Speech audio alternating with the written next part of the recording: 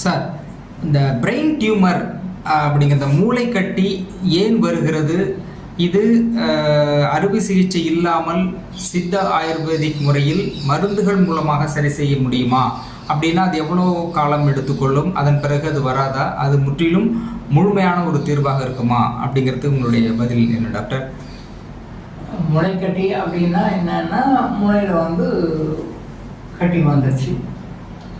அந்த மூளையில் கட்டி வந்தது அப்படின்னா, மூளை தெரியும் உங்களுக்கு, இந்த சுப்ரீம் கண்ட்ரோலர் ஆஃப் அவர் பாடியில் எல்லா ஃபங்க்ஷனையும் பிரெயின் தான் கட்டுப்படுத்துது, ஃபிசிக்கல் வேர்ல்டு. அப்போ அந்த பிரெயினில் குறிப்பிட்ட இடம் இருக்குது, குறிப்பிட்ட வால்யூம் இருக்குது. அந்த வால்யூம்குள்ளே எல்லா டிபார்ட்மெண்ட்ஸும் இருக்குது. எல்லா செக்ரட்டேரியட் மாதிரி, சீஃப் செக்ரட்டேரியட் மாதிரி, கவர்மெண்ட்டுடைய சீஃப் செக்ரட்டேரியட் எப்படி இருக்குமோ அது மாதிரி அந்த மூளையில் இருக்குது. அந்த மூளையில் கட்டின்னு வந்தது அப்படின்னா, அந்த ஹாலோ பிளேஸ்லேருந்து அப்படியே கட்டி பப்பர் ஆகி பெருசாக அப்படி வரும்போது மற்ற பார்ட்ஸில் முட்டுமா, மற்ற இடத்துல அது மற்ற ஃபங்க்ஷன்ஸை போய் முட்டி தள்ளுமா? இப்போ இந்த ஹாலோ பிளேஸ் இருக்குது. இந்த ஹாலோ பிளேஸில் இப்போ டென்சிட்டியாக அப்படி போயிட்டு உள்ள ஒரு பொருளை வளரும்போது உள்ள மற்ற இடம் தான் தள்ளும், முட்டும், இடிக்கும், நெருக்கடி, இடம் பத்தாது இல்லையா? அப்போ மூளையை கட்டின்னு வரும்போதே அதனுடைய பாதிப்புகள் உடம்புல இருக்கும். இன்னும் அது கட்டி வீங்க பெருசாக மற்ற பாகங்களை போய் முட்டும். அப்போ எந்த பாகங்களெல்லாம் போய் முட்டுதோ தட்டுதோ அந்த பாகங்கள்லாம் அதனுடைய ஃபங்க்ஷன் சரியாக செய்ய முடியாது. அப்போ ஒட்டுமொத்தமாக உடலினுடைய செயல்பாடுகளும் மனதினுடைய செயல்பாடுகளும் டோட்டலாக பாதிக்கும். அப்போது இதிலிருந்து எப்படி வெளியே வர்றது அப்படின்னு சொன்னால் சர்ஜரி பண்ணுவாங்க. பட் எனக்கு தெரிஞ்சு மூளையில் சர்ஜரி பண்ணி இது வரைக்கும் யாரும் 3 வருஷத்துக்கு மேலே உயிரோடு இல்லை. அந்த 3 வருஷமும் படாத பாடுபட்டு தான் இறந்துருக்காங்க. அதிகபட்சம் 3 வருஷம் இருந்திருக்காங்க. அந்த அதிகபட்சம் 3 வருஷம் இருந்தவங்களும் நரக வேதனையோடு தான் இருந்திருக்காங்க. தினமும் ஒரு நாளும் வழியில் வேதனையில் கஷ்டப்பட்டு இன்ஃபெக்ஷன் ஆகிடும் அப்படி சொல்லி பயந்து 4 ரூமுக்குள்ளே 4 சவுத்துக்குள்ளே வீட்டை விட்டு வெளியே வராமல் ரொம்ப செக்யூர்டாக தான் வாழ்ந்துருக்குறாங்க. அதாவது சுதந்திரமாக நடமாட முடியாமல், சுதந்திரமாக போக முடியாமல், சுதந்திரம் வர முடியாமல் ஒரு நடைப்பினமாக தான் வாழ்ந்துருக்குறாங்க. அந்த மாதிரி நடைப்பினமாக வாழ்றதுக்கு வாழாமே போயிடலாம். எதுவும் நல்லபடியாக இருக்கும். ஸோ இந்த மூளையில் கட்டி அப்படின்னு சொன்னால் என்னென்னா, எங்கள் உடம்புல டாக்ஸின்ஸ் உச்சக்கட்ட டாக்ஸின். பொதுவாகவே உடம்புல சாதாரண எல்லா மெஷின்லையுமே ஒரு ஒரு உறுப்பு இயங்குது அப்படின்னா, ஒரு மெஷின் இயங்குதுன்னா அதோடய கழிவுகள் வெளியே வரும். அப்பப்போ மெஷினுக்கு ரெஸ்ட் கொடுத்து அதை டோட்டல் க்ளீன் பண்ணிடும். அதே மாதிரி உடம்புலையும் கழிவுகள் டெய்லி வெளியே வருது. இதுவும் ஒரு மெஷின் மாதிரி தான். கழிவுகள் வெளியே வரணும், கழிவுகள் வெளியே வரல, கழிவுகள் உள்ளே நிற்குது. இதை நிற்கும்போது இதை வெளியே தள்ளுறதுக்காக இறைவன் ஒரு நோயை சின்ன டிசீஸஸ் கொடுப்பார் அப்பப்போ. ஆனால் நம்ம என்ன பண்ணுறோம், நம்மளுடைய அறியாமையினால், ஆனால் நம்ம தான் தெரிஞ்சவங்க நினச்சிக்கிட்டு ஏதோ ஒரு மருந்து கொடுத்து அப்போ சப்ரஸ் பண்ணி வச்சுட்டே இருக்கும். இந்த ரூட் காசு அந்த எலிமினேஷன் ஆஃப் டாக்ஸின்ஸ்க்கு ரொம்ப இம்பார்ட்டன்ஸ் கொடுக்காம அந்த டாக்ஸின்ஸை உள்ளவே அப்படியே இன்புட் அப்படியே மெயின்டைன் பண்ணிட்டே வரும். அது ஒரு குறிப்பிட்ட லெவலுக்கு மேலே போகும்பொழுது தான் அது பிரெயினில் டியூமராக போய் நிற்கும். ஸோ பிரெயினில் டியூமர் வருதுங்கிறது கடைசி கட்ட ஸ்டேஜ். ஸோ இந்த கடைசி கட்ட ஸ்டேஜுக்கு நம்ம சாதாரணமான வியாதிகளுக்கு நான் மருந்து சாப்பிட்டா சரியாக போடணும்னா அதுக்கு தகுந்த மாதிரி ட்ரீட்மெண்ட் எடுக்கணும். இப்போ சாதாரண தலைவலி காய்ச்சல் வருது, இதுக்கு நீங்கள் எவ்வளோ சீரியஸாக மருந்து எடுத்தீங்க? ஓகே, அதோட ஒரு சீரியஸாக ஒரு நோய் வருது, அதுக்கு எவ்வளோ சீரியஸாக மருந்து எடுத்தீங்க? அப்போது சாதாரண தலைவலி காய்ச்சல் சின்ன மைனர் எயில்மெண்ட்ஸ்க்கு நீங்கள் என்ன ட்ரீட்மெண்ட் எடுப்பீங்களோ அதே மாதிரி அதே சீரியஸ்னஸோட நான் பிரெயின் கேன்சருக்கு, பிரெயின் டியூமருக்கு மருந்து எடுத்தேன் அப்படின்னு சொன்னால் it will not work out. It will never work out. அப்போ அதுக்குண்டான சீரீஸில் நீங்கள் மருந்து எடுக்கணும். அதுக்குண்டான சீரீஸில் நீங்கள் ரெமடிஸ், என்ன ரெமடியல் மெஷர்ஸ் நீங்கள் பண்ணணும், அது ரெமடியல் மெஷர்ஸ் பண்ணணும். அதுக்குண்டான முறை நீங்கள் என்ன லைஃப் ஸ்டைலை மாற்றணும், அப்படிலாம் மாற்றணும். ஸோ நம்ம டாக்டர் வாய்ஸ் ஹாஸ்பிட்டல் ஒரு 10 வகையான ஒரு சிஸ்டம்ஸ் கொடுக்குறோம். இந்த 10 வகையான சிஸ்டம்ஸை நீங்கள் கண்டிப்பாக லைஃப்பில் டே டு டே லைஃப்பில் நீங்கள் ரெகுலராக ஃபாலோ பண்ணிகிட்டே வந்தீங்க அப்படின்னு சொன்னால் கண்டிப்பாக உங்களுடைய பிரெயின் டியூமர் நார்மல் ஆகிடும். நான் திரும்ப சொல்ல, இறக்குறது வேறு, நோயால் கஷ்டப்படுறது வேறு. இறப்புன்றது நம்ம எந்த டைமுக்கு நமக்கு இறக்கணும், நமக்கு டிவைனில் நம்ம நோட் பண்ணி டைம் வாங்கிட்டு வந்திருக்கோம், அந்த டைம் ஆட்டோமேட்டிக்காக போயிடும். பட் ஒரு நோய் கஷ்டப்பட்டு தான் இறக்கணுன்றது கிடையாது. ஸோ இந்த நோய் குணப்படுத்த முடியாத வியாதியும் கிடையாது, குணப்படுத்தக்கூடியது தான். அந்த இப்போ நம்ம சொல்கிற விதிகளை எல்லாம் கரெக்டாக நேச்சுரல், எல்லாமே நேச்சுரல் மெத்தட் தான். பெரிய கஷ்டமான விஷயம் தலைகள் நில்லுங்கோ அப்படின்னு யாரும் சொல்கிறேன், தூங்காமல் முடிச்சுட்டுங்கோ அப்படின்னா யாரும் சொல்கிறேன்.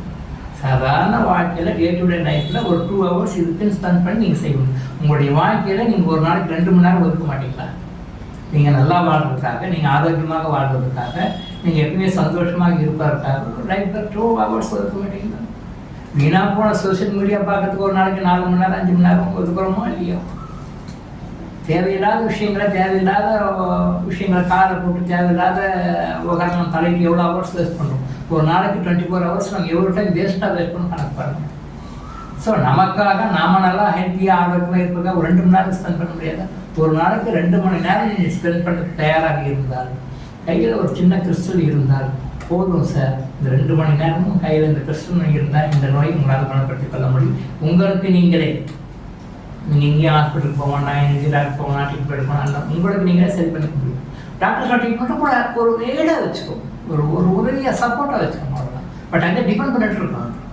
உங்களை நீங்கள் மாற்றிக்கொள்ளாத வரையில் எந்த டாக்டரும் உங்களை முழுமையாக குணப்படுத்த முடியாது. இதுதான் உண்மை.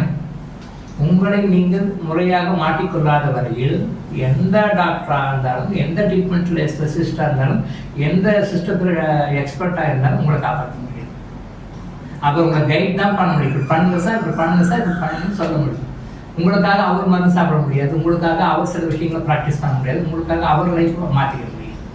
நீங்கள் தான் உங்கள் லைஃப்பில் சில சேஞ்சஸ் பண்ணிக்கணும். நீங்கள் உணவு முறையில் நீங்கள் தான் சில விஷயங்கள் மாற்றிக்கணும். நீங்களுடைய டே டு டே லைஃப்பில் சில விஷயங்களை நீங்கள் மாற்றிக்கணும். உங்கள் மைண்ட் லெவலில் சில விஷயங்களை மாற்றிக்கணும். இதையெல்லாம் நீங்கள் மாற்றிக்கிட்டு சில மூலிகை மருந்துகளை எடுத்துக்கிட்டு சில கிறிஸ்டலை பயன்படுத்தி சில ஒரு யோகா, ஒரு மெடிடேஷன், ஒரு 2 hours மட்டும் போடுவோம். இதை மட்டும் நீங்கள் பண்ணிங்கன்னா பர்மனெண்ட்டாக நீங்கள் அந்த நோயிலிருந்து வெளியே வந்துவிடும். பர்மனெண்ட்டாக வெளியே வந்துவிடும். நோயின் பெயரை கண்டு பயப்படாதீர்கள். இந்த நோயை குணப்படுத்த முடியாதுன்னு டாக்டர் சொல்கிறாங்கன்னு கேட்டு பயப்படாதீங்க.